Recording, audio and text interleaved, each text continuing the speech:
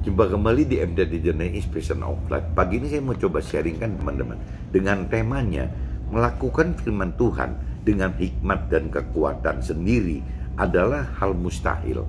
Harus menghidupkan roh Tuhan. Dari landasan kitab Roma pasal 8 ayat 1 sampai 25 dan kitab Roma pasal 8 ayat 26 sampai 39. Maksudnya teman-teman, tema pagi ini melakukan firman Tuhan apabila kita hanya dari pikiran, perasaan, dan kehendak sendiri, teman-teman, rasanya terlalu sulit, teman-teman, untuk bisa mencapai apa yang Tuhan rancang dan kehendaki.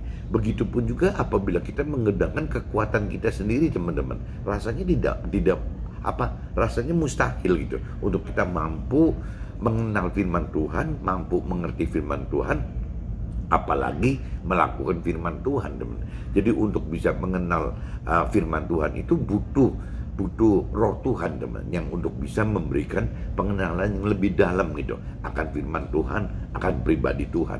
Begitupun juga soal mengerti, teman-teman, butuh kemampuan yang benar-benar untuk bisa mampu mengerti apa yang Tuhan pikirkan, perasaan, dan kehendaki dari sisi Tuhan gitu, dari sisi hikmat Tuhan terhadap ya firman Tuhan tersebut, teman-teman. Tanpa ada pengertian yang dari hikmat Tuhan, rasanya pengertian firman Tuhan itu bisa meleset, bisa tidak sesuai dengan apa yang Tuhan rancang dan kehendaki juga gitu.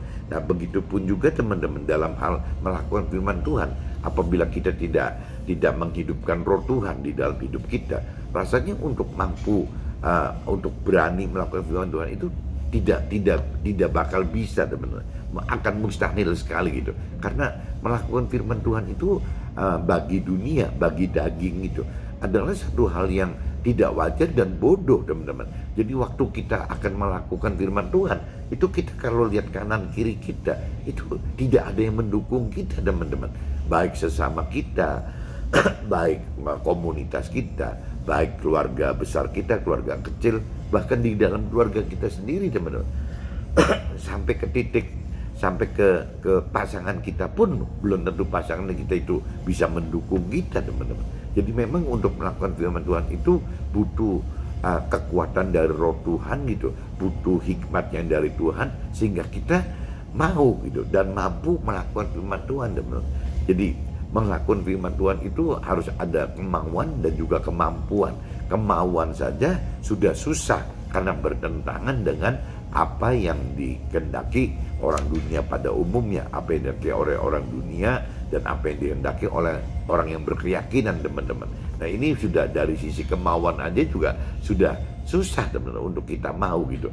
Nah, waktu kita ingin melakukannya itu lebih lagi, teman-teman, butuh kemampuan untuk melakukan firman Tuhan. Nah, ini yang dimaksud pagi ini, melakukan firman Tuhan itu apabila tidak dengan hikmat yang dari Tuhan gitu, yang kalau tidak dengan kuasa, kekuatan yang dari Tuhan, kayaknya mustahil, teman, untuk bisa kita mampu lakukan gitu. Nah, ini satu-satunya jalan ya harus ada kita punya pengertian gitu ya, bahwa memang untuk melakukan firman Tuhan itu ya dibutuhkan kekuatan yang dari roh Tuhan, teman, dibutuhkan hikmat yang dari roh Tuhan itu. Nah, jadi kuncinya ya apabila kita ingin melakukan firman Tuhan ya memang harus menghidupkan roh Tuhan di dalam kita, teman. Nah, problem yang utamanya kan apakah kita sudah mengerti bahwa di dalam kita, di setiap manusia itu ada unsur tubuh, jiwa, dan roh, teman-teman.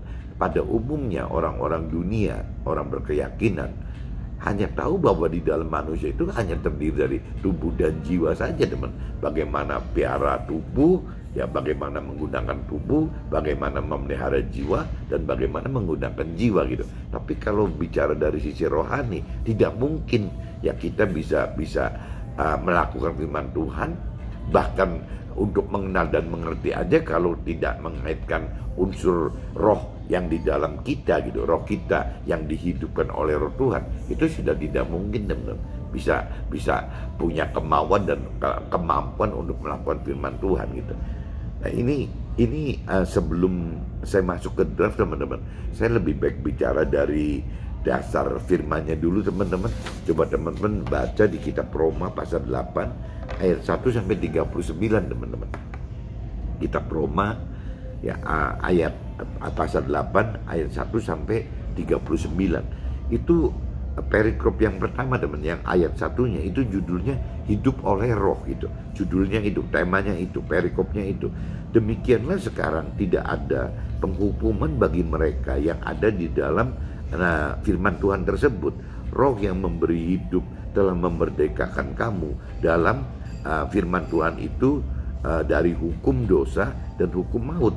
Sebab apa yang tidak mungkin dilakukan hukum Taurat, tidak mungkin dilakukan hukum Taurat karena tak berdaya oleh daging itu, telah dilakukan oleh Tuhan Allah dengan jalan mengutus Nabi Isa sendiri dalam daging yang serupa dengan daging yang dikuasai dosa karena dosa. Ia telah menjatuhkan hukuman atas dosa di dalam daging supaya tuntutan hukum Taurat digenapi di dalam kita yang tidak hidup menurut daging tetapi menurut roh. Sebab mereka yang hidup menurut daging memikirkan hal-hal yang dari daging, mereka yang hidup menurut roh ya memikirkan hal-hal yang dari roh. Karena keinginan daging adalah maut, tetapi keinginan roh adalah hidup dan damai sejahtera. Jadi bertentangan teman-teman. Kalau cerita keinginan daging adalah maut dalam arti kata nafsu-nafsu duniawi itu gitu. Tetapi keinginan roh adalah hidup dalam damai sejahtera di akhirat nanti. Pola-polanya beda sekali antara daging dengan roh itu. Nafsu duniawi dengan roh itu. Sebab keinginan daging adalah perseteruan terhadap Tuhan Allah. Karena ia tidak takluk kepada hukum Allah. Hal ini memang tidak mungkin baginya. Mereka yang hidup dalam daging tidak mungkin berkenan kepada Allah. Tetapi kamu tidak hidup dalam daging, melainkan dalam roh. Jika memang roh Allah diam di dalam kamu, tetapi jika orang tidak memiliki firman Tuhan gitu, ia bukan milik daripada si Tuhan Allah tersebut gitu. Tetapi jika firman Tuhan ada di dalam kamu, maka tubuh memang mati karena dosa, tetapi roh adalah kehidupan oleh karena kebenaran firman Tuhan tadi. Dan jika roh Tuhan yang telah membangkitkan Nabi Isa dari antara orang mati diam di dalam kamu, maka ia telah membangkitkan firman Tuhan itu gitu, roh Tuhan tersebut dari antara orang mati, akan menghidupkan juga tubuhmu yang fana itu oleh roh Tuhan tersebut gitu, yang diam di dalam kamu. Jadi saudara-saudara, kita adalah orang berhutang, tetapi bukan kepada daging, supaya hidup menurut daging. Sebab jika kamu hidup menurut daging, kamu akan mati. Tetapi jika oleh roh, kamu mematikan perbuatan-perbuatan tubuhmu, kamu akan hidup. Semua orang yang dipimpin oleh Roh Allah adalah anak Allah. Sebab kamu tidak menerima roh perbudakan yang membuat kamu menjadi takut lagi, tetapi kamu telah menerima roh Tuhan yang menjadikan kamu anak Allah. Oleh roh itu kita berseru, ya Aba, ya Bapa. Roh itu bersaksi bersama-sama dengan roh kita bahwa kita adalah anak-anak Allah. Dan jika kita adalah anak, maka kita juga adalah ahli waris gitu.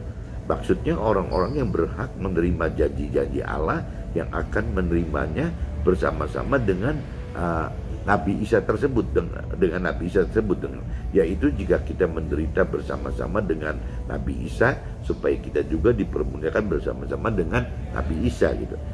Pengharapan anak-anak ini di ayat 18-nya teman-teman, perikopnya judulnya pengharapan anak-anak Allah gitu. Sebab aku yakin bahwa penderitaan zaman sekarang ini tidak dapat dibandingkan dengan kemuliaan yang akan dinyatakan kepada kita. Sebab dengan sangat rindu seluruh makhluk menantikan saat-saat anak-anak Allah dinyatakan, karena seluruh makhluk telah ditaklukkan kepada kesia-siaan, bukan oleh kehendaknya sendiri, tetapi oleh kehendaknya Dia yang telah menaklukkannya. Tetapi dalam pengharapan, karena makhluk itu sendiri juga akan dimerdekakan dari perbudakan kebinasaan dan masuk ke dalam kemerdekaan kemuliaan anak-anak Allah. Sebab kita tahu bahwa sampai sekarang segala makhluk sama-sama mengeluh dan sama-sama merasa sakit bersalin, dan bukan hanya mereka saja, tetapi kita yang telah menerima karunia karunia sulung roh, kita juga mengeluh dalam hati kita sambil menantikan pengangkatan sebagai anak, yaitu pembebasan tubuh kita. Sebab kita diselamatkan dalam pengharapan, tetapi pengharapan yang dilihat bukan pengharapan lagi. Sebab bagaimana orang masih mengharapkan apa yang dilihatnya gitu. Tetapi jika kita mengharapkan apa yang tidak kita lihat, kita menantikannya dengan tekun. Nah, ini kalau bicara pengharapan teman-teman, bagi orang-orang yang sudah mengerti akan firman Tuhan, yang diharapkan itu bukan hal-hal yang ada di dunia teman-teman, tapi hal-hal yang sudah bicara dimensinya adanya di alam kekekalan, ada di akhirat. Nah, tinggal sisanya kan di akhirat itu ada dua, ada surga dan neraka. Berarti pengharapan kita itu ya bagaimana mendapatkan damai, keselamatan di dalam surga, bagaimana mendapatkan damai sejahtera di dalam surga, dan bagaimana kita memang bisa masuk surga teman. Itu pengharapan kita begitu.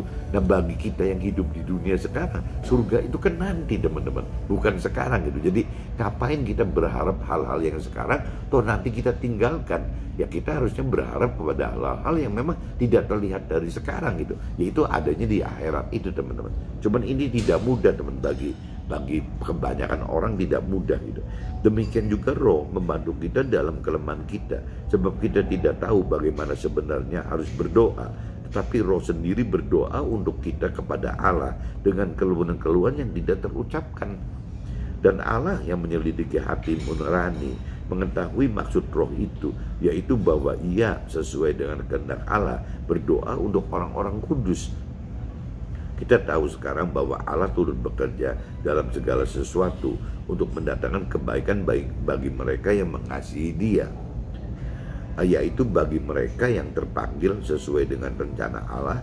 Sebab semua orang yang dipilihnya dari semula, mereka juga ditentunya dari semula untuk menjadi serupa dengan gambaran anaknya, si Nabi Isa tersebut gitu, supaya si Nabi Isa ini menjadi yang sulung di antara banyak saudara-saudara. Dan mereka yang ditentukannya dari semula, mereka itu juga dipanggilnya, dan mereka yang dipanggilnya, mereka itu juga dibenarkannya, dan mereka yang dibenarkannya, mereka juga dimuliakannya gitu. Nah, ini masuk ke ayat 31 teman-teman, perikopnya berubah lagi, judul temanya, perikopnya keyakinan iman teman-teman. Sebab itu apakah yang akan kita katakan tentang semuanya itu? Jika Allah di pihak kita, siapakah yang akan melawan kita?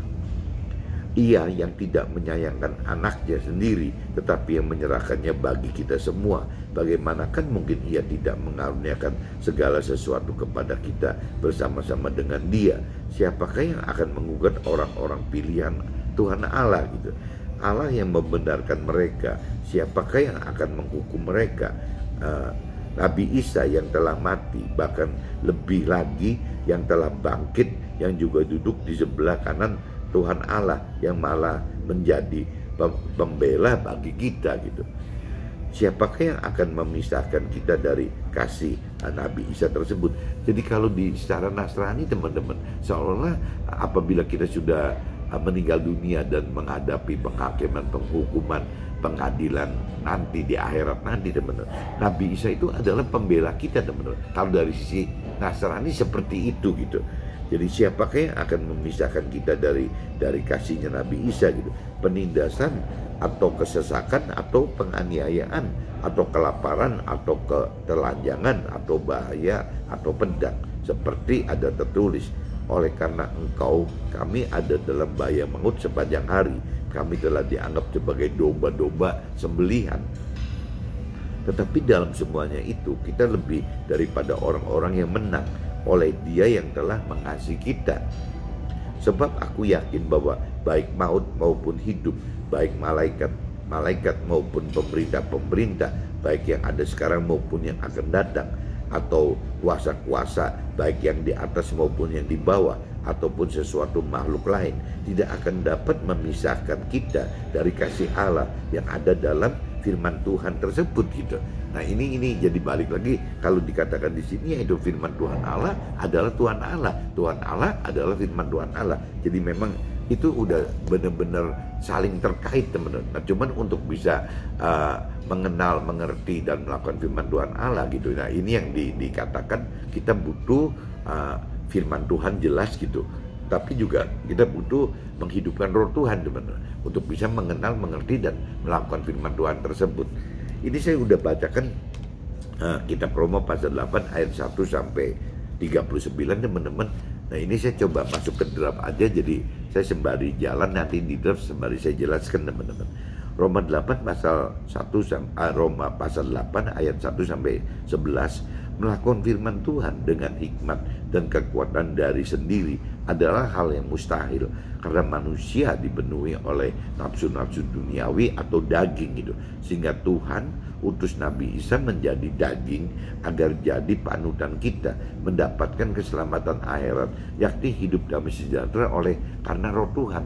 Jadi kalau cerita dari sisi rohani teman-teman, waktu cerita Nabi itu kan kalau dari secara rohani kan ada dua teman. Jadi waktu zaman awal itu kan Tuhan Allah gitu mengutus Nabi Adam teman. Nabi Adam, tapi Nabi Adam kan akhirnya kan berbuat dosa gitu karena yang makan buah terlarang itu teman-teman.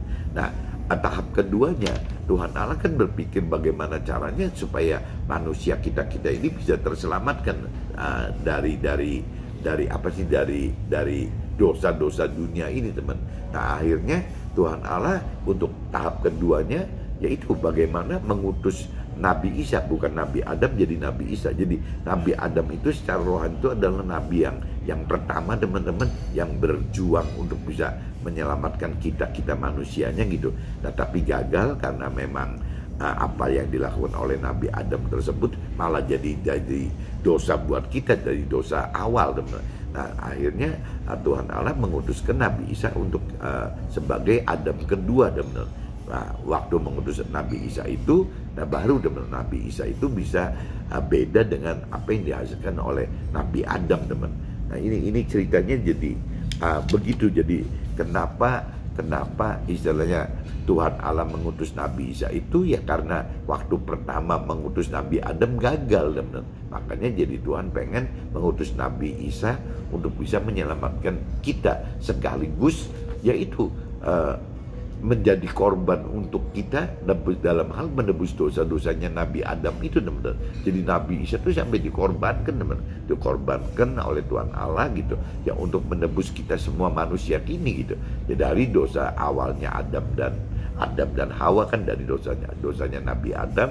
Nah ini sudah tertebus ya, tapi sekalian karena Nabi Isa itu dikorbankan dan menjadi manusia serupa dengan kita gitu, yang ada nafsu dunia lainnya, ada dagingnya. Nah supaya jadi kita pun bisa jadikan Nabi Isa itu ya panutannya kita teman, karena terus sama gitu ya. Waktu Nabi Isa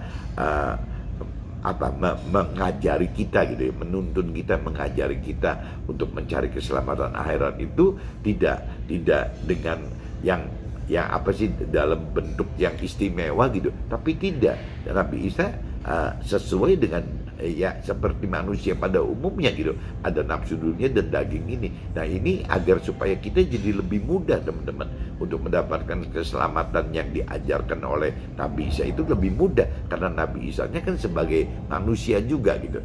Nah ini sampai akhirnya dikorbankan. Bahkan Nabi Isa itu juga persiapkan firman gitu ya, firman untuk kita ini gitu ya, dan juga memohonkan kepada Tuhan Allah agar Tuhan Allah jangan lupa untuk menghidupkan roh Tuhan yang ada di dalam kita semua teman-teman. Jadi kalau buat saya pribadi, Nabi Isa itu ada 3 unsur yang memang diberikan kepada kita teman-teman. Pertama sekali kan menebus dosa, bagaimana menebus dosanya Nabi Adam gitu. Yang kedua juga ya terkait dengan nebus dosanya kita sebelum berbalik dan bertobat itu teman-teman. Jadi pertama jelas nebus dosa, yang kedua itu Nabi Isa itu mempersiapkan firman untuk kita, teman-teman. Jadi kalau kita bicara di kitab Perjanjian Baru itu, kalau tanpa ada firman Tuhan dan tanpa ada Roh Tuhan, sulit teman-teman untuk bisa menjadi istimewa, menjadi orang yang diundang, orang yang dipilih, orang yang yang Tuhan Tuhan Allah hendak itu sempurna gitu ya, sebagai menjadi anak Allah, menjadi manusia Allah gitu. Itu beda dengan kelompok-kelompoknya waktu cerita di kitab Perjanjian Lama. Tokoh-tokoh di kitab Perjanjian Lama itu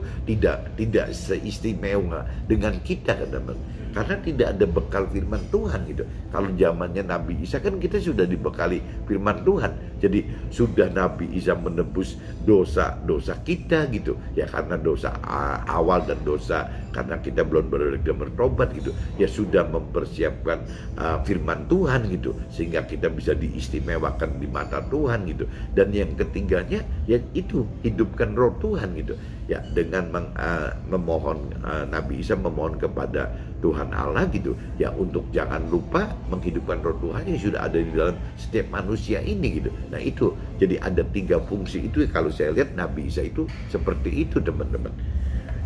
Nah kalau kita lanjut di kitab Roma pasal 8 ayat 12-17, oleh karena pengorbanan Nabi Isa demi keselamatan kekal kita, maka kita jadi orang yang berhutang kepada Tuhan untuk menjadi manusia rohani, bukan manusia duniawi, sebagai anak Tuhan yang berhak menjadi ahli waris untuk mendapatkan janji-janji Tuhan di firman-Nya. Nah ini karena kita sudah menjadi orang berhutang, teman-teman, karena Tuhan Allah sudah mengorbankan Nabi Isa bagi kita gitu. Jadi udah benar-benar kita ini berhutang kepada Tuhan Allah karena pengorbanan Nabi Isa tadi, teman-teman. Nah kita mesti sadar itu gitu. Jadi kita ini hidup ini ya harus membayar hutang. Apa sih gitu yang kita mesti bayar kepada Tuhan? Ya balik lagi, ya kita mesti bisa membayar hutang dalam bentuk bukan membayar hutang untuk kepentingan Tuhan, justru membayar hutang untuk kepentingan kita sendiri. Ya bagaimana kita membayar hutang untuk mendapatkan keselamatan yang Tuhan rancang kehendaki bagi kita manusia ini, teman-teman. Jadi Tuhan kan memang tidak butuh apa-apa bagi kita. Jadi kalau bicara istilah simbolis kita berhutang kepada Tuhan itu ya karena Tuhan sudah korbankan Nabi Isa bagi kita itu, teman-teman, sehingga kita mestinya harus bisa masuk ke dalam perancangan kehendak Tuhan ya, masuk ke dalam jadi apa yang Tuhan inginkan gitu, Tuhan kehendaki, yaitu ya bagaimana kita mendapatkan keselamatan di akhirat gitu. Tapi kalau kita bicara dari sisi duniawi, teman-teman, dari sisi daging kita gitu, ya itu sebenarnya kan target dari yang Tuhan rancang kehendaki bagi kita dengan target yang dirancang dan kehendaki oleh iblis atau oleh dunia, itu kan bertolak belakang sama sekali, teman-teman. Kalau bicara rancangan kehendak duniawi itu kan bagaimana mendapatkan target sukses di dunia, bagaimana mendapatkan kebahagiaan di dunia, bagaimana bisa memenuhi nafsu-nafsu di dunia gitu. Nah itu kan semua kaitannya kan urusan kedagingan semua, teman-teman, urusan duniawi semua gitu. Nah sedangkan yang Tuhan rancang kehendak itu kan bukan itu gitu. Ya kalau yang seperti itu, kalau di firman yang lain katakan itu kan terlihat gitu, pengharapannya terlihat gitu karena ada di dunia. Nah tapi kalau yang Tuhan harapkan itu justru pengharapan itu jauh sekali dan beda sekali karena ada di alam akhirat itu. Jadi saat ini tidak bisa terlihat, dan pengharapan yang Tuhan maksud itu apa? Nggak terlihat. Kenapa? Karena Tuhan pengen kita mendapatkan pengharapan yang sifatnya itu bukan fana, teman, bukan sementara, tapi pengennya kekal. Tuhan pengen seperti itu. Sedangkan yang namanya iblis pengennya kan ya manusia terjebak ke dalam duniawi gitu, dalam pengharapan yang sementara aja. Nah kalau kita masuk terjebak oleh apa yang dirancangkan oleh iblis itu, ya kita pasti tidak melakukan firman Tuhan, teman. Waktu kita tidak melakukan firman Tuhan, ya kita berhadapan dengan konsekuensi akan mendapatkan kebinasaan kekal di dalam neraka, teman-teman. Nah ini kan yang bertolak belakang sekali dengan apa yang Tuhan rancang dan kehendaki bagi kita, teman-teman. Sampai Tuhan Allah rela-relanya legowo gitu sampai mengorbankan si Nabi Isa tersebut, teman-teman. Nah ini kalau sampai ngomong bicara teori dagangnya gitu ya, Tuhan seolah sudah benar-benar korbankan Nabi Isa untuk tebus kita. Ya berarti kita sudah berhutang untuk bisa masuk ke dalam apa yang Tuhan rancang dan kehendaki. Maksud berhutang itu begitu teman-teman. Jadi untuk siapa sebenarnya? Ya untuk kita sendiri, bukan untuk bayar hutang untuk kepentingan Tuhan Allah, bukan untuk kita sendiri sebenarnya. Ya seperti itu teman-teman. Jadi teman-teman mesti ingat bahwa ya kita ini makhluk-makhluk yang berhutang karena sudah pengorbanan Nabi Isa itu gitu. Jadi kita yang mesti benar-benar, kalau kita sadar ya kita harus bayar hutang itu. Nah apa sih bayar hutang itu? Ya melakukan firman Tuhan teman-teman, supaya bisa masuk ke dalam rancangan kehendak Tuhan. Sesimpel itu gitu sebenarnya. Dan untuk kita sendiri, bayar hutang untuk kita sendiri, bukan untuk Tuhan gitu. Roma pasal 8 ayat 18 sampai 25. Manusia rohani dengan pengharapan keselamatan kekal yang tidak terlihat, di mana pengharapan seperti ini dianggap ketidakwajaran dan kebodohan bagi dunia, sehingga membutuhkan iman saat kita tetap bertahan dalam pengharapan dengan alami banyak permasalahan dan penderitaan oleh penolakan sesama kita dan keluarga kita, bahkan penolakan dari pasangan hidup kita. Nah ini kembali lagi teman-teman di Roma 8 ayat 18 sampai 25 itu, ya manusia rohani itu yaitu pengharapannya itu yang tadi dikatakan bukan pengharapan di dunia ini, tapi pengharapan yang Tuhan rancang dan kehendaki itu, yaitu keselamatan di akhirat nanti. Kenapa teman-teman? Karena kita manusia ini kan manusia roh, berarti kita akan berhadapan dengan hidup yang kekal, bukan hidup yang sementara teman-teman. Kalau dari sisi iblis kan karena ingin mencengkram kita, menjebak kita, ya iblis akan terus-terusan gitu mempengaruhi manusia, yang akan mengatakan bahwa yang penting itu hidup itu di dunia ini gitu loh. Ya umur 70-80 tahun atau mungkin maksimal 120 tahunan, itu loh yang iblis inginkan kita ini begini. Nah padahal dari kacamata rohani, dari kacamata kekekalan, dari kacamata dimensi yang Tuhan maksud gitu, ya kita ini manusia roh gitu. Berarti kita ini berhadapan dengan alam kekekalan, beda sama binatang atau makhluk lain teman-teman. Kalau binatang atau makhluk lain tidak ada kesinambungannya, tidak ada kelanjutannya, selesai di dunia ini ya berhenti gitu. Tapi kalau kita kan tidak teman-teman, kita begitu selesai di dunia ini justru memulai kehidupan baru di alam kekekalan nanti teman-teman. Nah ini yang antara iblis dan Tuhan ini bertentangan terus kan di sini teman-teman. Iblis ingin menyeret kita seolah kita hidup cuman sudah berhenti di alam dunia ini gitu. Ya, sedangkan Tuhan selalu mengingatkan bahwa karena kita ini manusia roh, ya kita ini tidak cuman berhenti di dunia ini, tapi akan masuk berpindah ke dalam alam yang kekal gitu. Nah, waktu di dalam kekekalan ini teman-teman, waktu itu jadi tidak berbatas. Kalau di dunia itu kan dinyatakan 70, 80 atau 120 tahunan, itu kan di dunia teman. Kalau bicara di alam kekekalan, batas ini tidak ada teman-teman. Nah ini yang Tuhan selalu menyadarkan bedanya dunia sementara dengan kekal akhirat kekal itu di sini. Nah cuman yang bahaya sekali itu di dalam kekekalan pun kan tidak berarti pasti aman teman-teman, karena di dalam alam kekekalan itu kita akan menghadapi dua hal, ya kekekalan masuk ke dalam neraka atau kekekalan di dalam masuk surga gitu. Nah kalau sampai misalnya kita masuk ke dalam alam kekekalan, ke dalam neraka, lah ya Tuhan kan nggak mau teman-teman, kita nanti akan mendapatkan kebinasaan kekal yang tidak berhenti-berhenti loh. Ya kalaupun kita disiksa, siksanya juga tidak akan berhenti-berhenti gitu. Nah ini yang Tuhan nggak mau. Tuhan pengen sekali agar kita masuk ke dalam alam kekekalan, tapi di dalam surga, di mana akan mendapatkan bukan siksaan tapi damai sejahtera yang kekal gitu di dalam surga. Ini yang Tuhan benar-benar rancang dan kehendak kita itu seperti ini teman. Sampai ya balik lagi tadi pengorbanan Nabi Isa ya dengan maksud gitu, yaitu 3 tadi, menebus dosanya kita, bagaimana menjadikan firman Tuhan sebagai alat kita untuk lebih mudah masuk ke dalam surga, dan memberikan roh Tuhan juga teman-teman, mengingatkan Tuhan untuk menghidupkan roh Tuhan yang memang sudah ada di dalam kita gitu, dihidupkan kembali sehingga dari 3 unsur tadi ya bebas dosa gitu kan, sudah ditebus dosanya ya ada peta jalan kebenaran hidup kekal gitu, mencapai kebenaran hidup kekal, dan juga ada kompas roh Tuhan gitu sebagai kuasa untuk bisa nyampe ke apa yang rancang dan kehendaki Tuhan bagi kita itu teman-teman. Jadi Jadi kembali lagi ya apa ya, Tuhan sudah rencanakan seperti itu ya, dengan pengharapan keselamatan kekal dalam akhirat,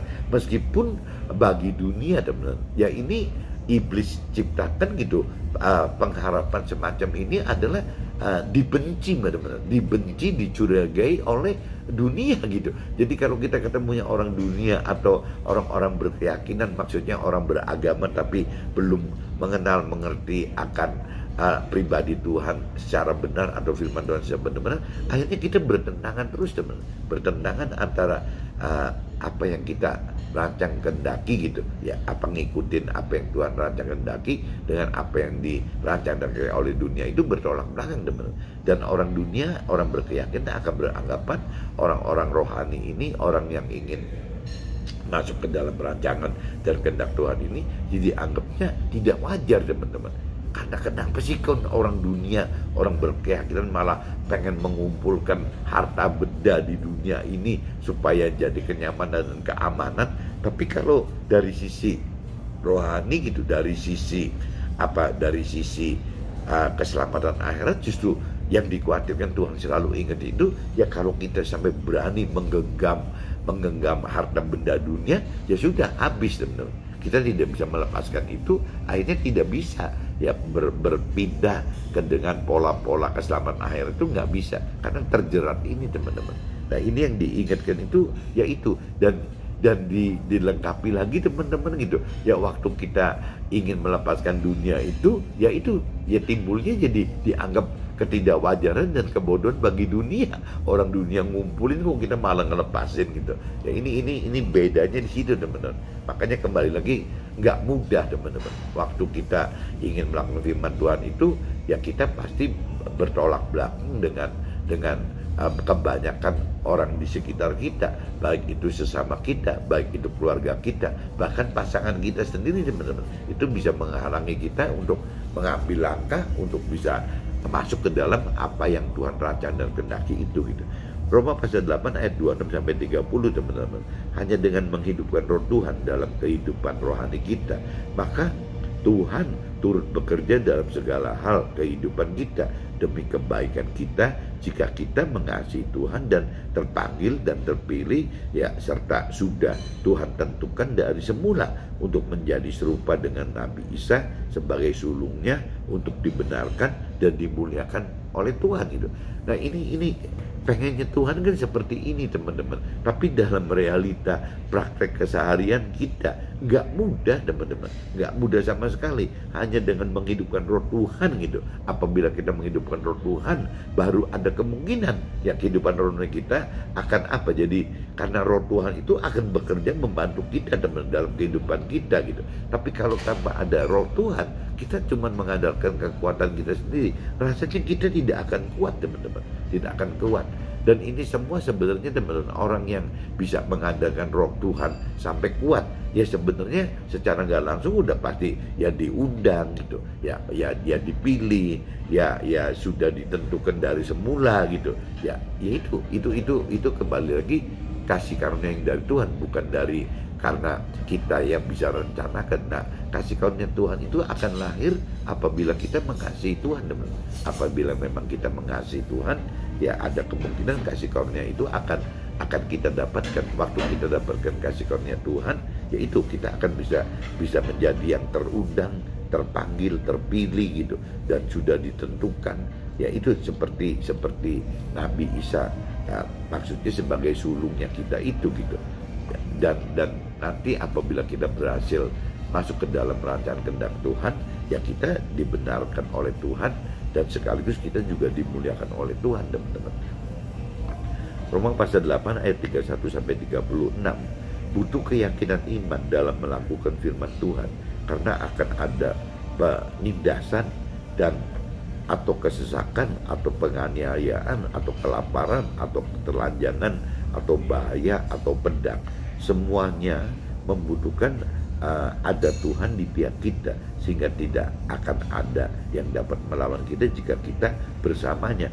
Ya ini teman-teman, jadi butuh keyakinan iman teman-teman untuk bisa melakukan firman Tuhan itu. Apabila tidak ada keyakinan iman, akhirnya kita sendiri juga goyah teman-teman. Kita sendiri juga ragu dan takut untuk bisa melakukan perintah firman Tuhan itu nggak mudah teman-teman. Karena ya itu kembali lagi banyak sekali yang akan terjadi penindasan, ya kesesakan gitu, atau penganiayaan, kelaparan, ketelanjangan, bahaya, pedang. Dan ini semua kan dialami juga oleh Nabi Isa teman-teman. Begitupun juga murid-muridnya Nabi Isa juga mengalami hal-hal seperti ini teman-teman. Jadi apabila kita melakukan perintah firman Tuhan, masuk ke dalam rancangan kehendak Tuhan, ya bukan tidak mungkin gitu. Kita juga akan mengalami hal-hal seperti ini. Nah, cuman itu justru proses-proses hal-hal semacam ini gitu. Dalam arti kata permasalahan yang timbul ini, justru permasalahan ini yang membuat kita level iman kita bertumbuh teman-teman. Tanpa ada permasalahan seperti ini gitu, ya untuk bisa menumbuhkan level iman kita ini susah teman-teman. Jadi level iman itu akan bertumbuh ya apabila kita yaitu ada penindasan dan kesesakan dan penganiayaan atau kelaparan gitu, atau ketelanjangan atau bahaya atau pedang. Jadi semua permasalahan yang timbul ini yang membuat level iman kita itu berkembang teman. Kalau cerita di Nasrani sering sekali teman-teman banyak cerita tentang burung Raja Wali teman-teman. Jadi burung Raja Wali itu berbeda sekali dengan burung-burung jenis yang lain teman. Kalau burung-burung yang lain ya apabila ada badai datang gitu, misalnya ada angin besar, ada hujan besar gitu, itu kalau burung-burung yang bukan Raja Wali itu biasanya turun dan sembunyi teman-teman. Tapi kalau Raja Wali itu terbalik teman-teman. Waktu badai datang, justru bagaimana caranya Raja Wali ini menunggangi badai ini. Jadi badai ini malah dipakai yang membuat Raja Wali itu terbang lebih tinggi lagi teman-teman. Karena Raja Wali akan terbang di atas badai gitu. Jadi waktu dia udah terbang di atas badai, justru dia berseluncur di antara badai itu teman, menikmati badai itu gitu. Jadi memang Raja Wali ini istimewa sekali, beda dengan jenis-jenis burung lain. Nah, firman Tuhan sangat menghendaki kita ini seperti burung Raja Wali teman. Jadi apabila ada masalah, bukan kita takut turun dan meninggalkan masalah itu. Justru yang Tuhan harapkan itu bagaimana permasalahan datang itu bisa ditunggangi oleh kita, sehingga permasalahan itu jadi bisa dinikmati gitu sebagai adrenalin. Apa sih, takut tapi ya enak gitu tetap kita lakukan. Karena apa? Karena ada satu kebahagiaan yang kalau kita di dalam Tuhan, waktu kita menghadapi permasalahan, seperti ada adrenalin yang terpacu teman-teman. Ceritanya bagaimana ya? Seperti contohnya mungkin kenapa kalau misalnya kita main di Disneyland atau di dunia fantasi gitu, kan banyak sekali permainan-permainan teman-teman yang menggugah adrenalinnya kita gitu, adrenalinnya manusia. Nah, padahal kan permainan-permainan di dunia fantasi atau Disneyland itu kan menakutkan teman-teman. Tapi kenapa laku gitu? Kenapa orang kok mau-maunya sampai ngantri berjam-jam untuk menikmatin ketakutan gitu? Adrenalin manusia itu dipompa gitu. Nah ini sama teman. Apabila kita sudah mengerti akan firman Tuhan, sudah mengenal dan mengerti akan pribadi Tuhan, ya, dan sudah berani gitu melakukan firman Tuhan, ya kita seperti halnya main seperti di dunia fantasi atau Disneyland tadi teman-teman, bahwa permainan-permainan itu ya kita dengan yakinnya tidak akan membahayakan gitu ya, dan menimbulkan ada sukacita di dalam di dalam ketakutan gitu. Nah ini sama dengan Tuhan, itu sama teman-teman. Jadi apa sih yang membuat kita tidak takut main, misalnya contoh main roller coaster gitu ya, misalnya roller coaster yang tinggi sekali di sini kan mungkin jauh lebih seram teman dibanding dengan di dunia fantasi yang ada di Jakarta gitu, di Taman Mini itu pasti di Ancol ya, itu pasti beda gitu. Karena tingginya curamnya gitu yang namanya roller coaster itu. Tapi kenapa orang kok bisa berani gitu ya naik roller coasternya, sangat menyeramkan itu, sangat memacu adrenalin itu. Ya kembali lagi karena ada rel teman, ada di dalam roller coaster itu sudah dihitung semua, ada rel yang tidak mungkin bisa membuat orang itu jatuh gitu. Ada pengaman di dalam kereta roller coaster itu, jadi ada rel dan ada pengaman badan kita kan. Jadi kita itu beri kayak safety belt gitu ya, udah benar-benar sudah aman sekali. Kalau tanpa ada rel, teman-teman, tidak ada jaminan rel dan tidak ada jaminan safety belt gitu, ya pasti orang nggak ada yang berani, teman-teman. Ya itu karena memang kita yakin sudah dihitung semua, ada relnya gitu, ada safety beltnya. Akhirnya banyak orang yang menikmatin itu dalam keseraman bermain roller coaster, tapi ada satu kenikmatan yang tidak bisa dijelaskan kepada orang yang tidak berani naik roller coaster, teman-teman. Nah ini sama, teman-teman, di dalam Tuhan itu ya yang namanya kita kalau ikut masuk ke dalam permasalahan yang Tuhan memang ciptakan untuk bisa menaikkan level iman kita, ya kita harus yakin dulu bahwa ya kita tidak takut karena ada rel firman gitu. Jadi apapun juga selama tidak menyimpang dari firman Tuhan, ya ada rel firman yang tidak mungkin menjatuhkan kita. Itu satu. Kedua, kalau bicara safety belt kita gitu, untuk keamanan kita, ada roh Tuhan di dalam kita, teman-teman. Jadi sama aja kalau mainan roller coaster itu permasalahannya apa si relnya itu seberapa bahayanya, seremnya itu, ya aman karena ada rel dan ada safety belt. Dan di dalam kehidupan kita sama, teman. Permasalahan itu timbul, ya nggak apa-apa, serem apapun nggak problem gitu. Makin serem mungkin makin bagus karena level iman kita makin naik, teman-teman. Selama kita memang menghadapi permasalahan itu dalam rel kebenaran firman Tuhan, dan juga safety beltnya adalah bagaimana mengandalkan kuasa roh Tuhan di dalam kita, teman-teman. Kalau kita sudah bisa dua itu gitu, di dalam relnya firman Tuhan, kebenaran firman Tuhan, dan juga di dalam kuasanya roh Tuhan, ya akhirnya permasalahan yang seserem apapun juga ya bisa dinikmati, teman-teman. Bahkan menjadi satu kenikmatan gitu yang tidak bisa dijelaskan kepada orang yang tidak mengalami permasalahan itu. Sama aja cerita naik roller coaster, ya bagaimana mau cerita kepada orang yang tidak pernah naik roller coaster, atau orang yang tidak pernah naik roller coaster bagaimana bisa cerita ke anaknya tentang kenikmatan naik roller coaster. Ya itu, teman-teman, sama aja. Jadi naik roller coaster itu ada timbul adrenalin, sama aja gitu ya. Menghadapi permasalahan dunia ini dengan cara-cara Tuhan itu juga ada adrenalin yang satu kenikmatan yang tidak bisa dijelaskan kepada orang lain yang tidak mengalami sendiri, teman-teman. Nah ini sama, jadi saya cuma ngebayanginnya, mengumpamakannya seperti itu.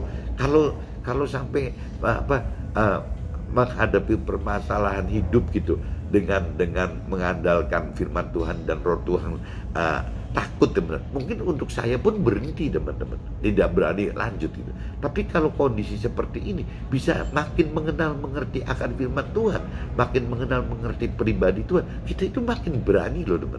Makin berani gitu menghadapi permasalahan itu, makin berani. Jadi tidak beda yang tadi saya katakan, kita menghadapi ujian cobaan dalam menghadapi permasalahan itu seperti halnya naik roller coaster, bagi yang ada di dunia fantasi atau di Disneyland, atau kalau dari sisi diumpamakan burung, ya burung Raja Wali tadi, teman-teman. Ada badai itu, burung Raja Wali itu tidak sembunyi, ya malah dia terbang lebih tinggi lagi gitu, ya malah bisa berseluncur menikmatin badai tersebut. Padahal kalau cerita bagi burung yang lain gitu, ya badai itu kan sangat menakutkan, teman. Tapi bagi si Raja Wali tidak menakutkan gitu. Ya ada kenikmatan di dalam ketakutan di dalam badai tadi, teman. Sama, ada satu kenikmatan di dalam ketegangan roller coaster tersebut gitu. Ada satu kenikmatan, satu kesukacita di dalam permasalahan yang dianggap orang lain itu ini nggak mungkin bisa dilewati gitu. Kenapa? Ya kembali lagi, kalau dari sisi rohani ada firman Tuhan dan ada roh Tuhan yang memang kita percayai gitu. Ya kalau selama kita hidup di dalam firman Tuhan dan mengaktifkan, menghidupkan roh Tuhan, ya tidak mungkin permasalahan itu bisa mengalahkan Tuhan gitu. Nggak mungkin.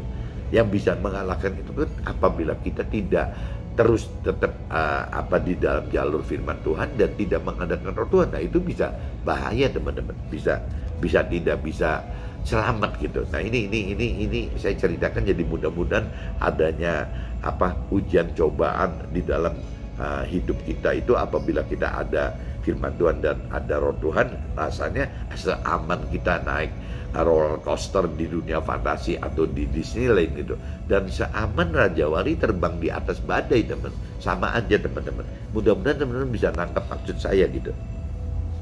Nah ini kalau saya lanjut di Roma pasal 8 ayat 31 sampai 36, butuh keyakinan iman dalam melakukan firman Tuhan, karena akan ada penindasan atau kesesakan atau penganiayaan atau kelaparan, ketelanjangan atau bahaya atau pedang. Semuanya membutuhkan ada Tuhan di pihak kita, sehingga tidak akan ada yang dapat melawan kita juga, ya kita apabila kita bersama.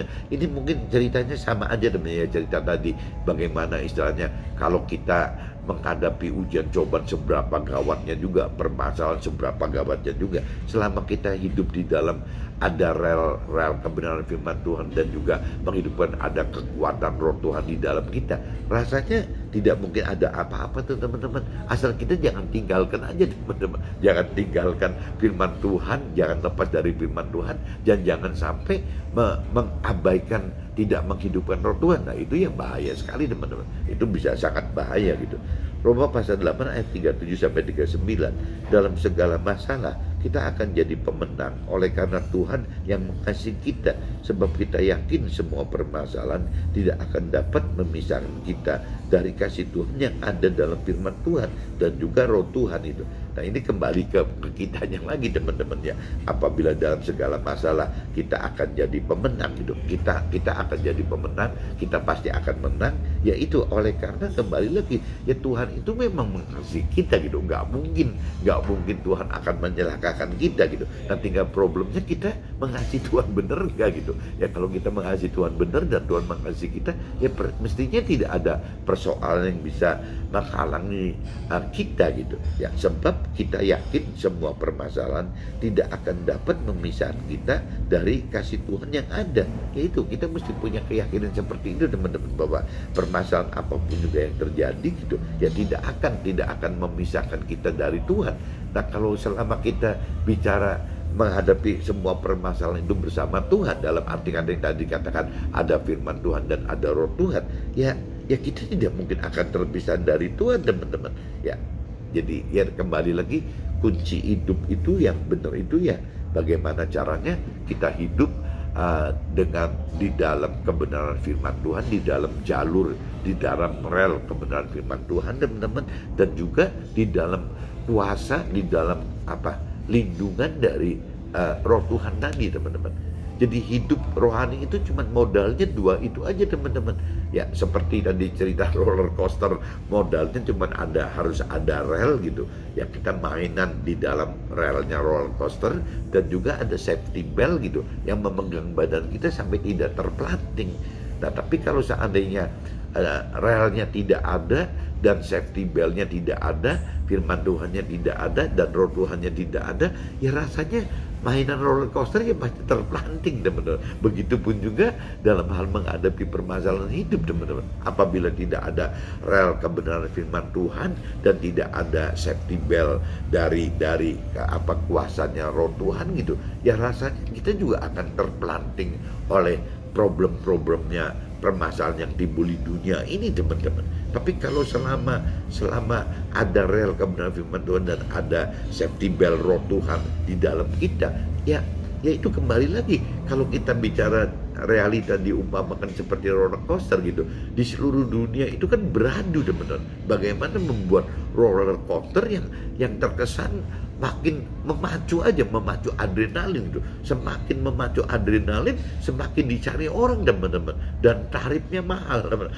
Tarifnya mahal sekali gitu dibanding roller coaster yang cuman ada di daerah Cirebon, cuman adanya kayak Muludan gitu, cuman paling 10 meter tingginya. Tapi kalau bicara roller coaster yang di kelas dunia, kadang-kadang tinggi sekali teman-teman, bisa ratusan meter gitu. Nah itu yang memang digemari. Kenapa? Ya karena kembali lagi ada jaminan keamanan daripada relnya gitu, dan juga ada jaminan keamanan dari yaitu safety belt yang memegang tubuh kita itu teman, sehingga kita tidak mungkin bisa terperanting. Nah, jadi saya kembalikan pagi ini teman-teman, temanya itu melakukan firman Tuhan dengan hikmat dan kekuatan diri kita sendiri adalah hal yang tidak mungkin teman-teman. Jadi kita harus balik lagi menghidupkan firman Tuhan dan roh Tuhan itu sebagai rel, juga sebagai safety belt yang tadi cerita di roller coaster ini. Mudah-mudahan pagi ini teman-teman bisa tangkap maksud saya dan bisa lebih berani teman-teman untuk bisa melakukan firman Tuhan. Oke teman-teman, see you, bye-bye.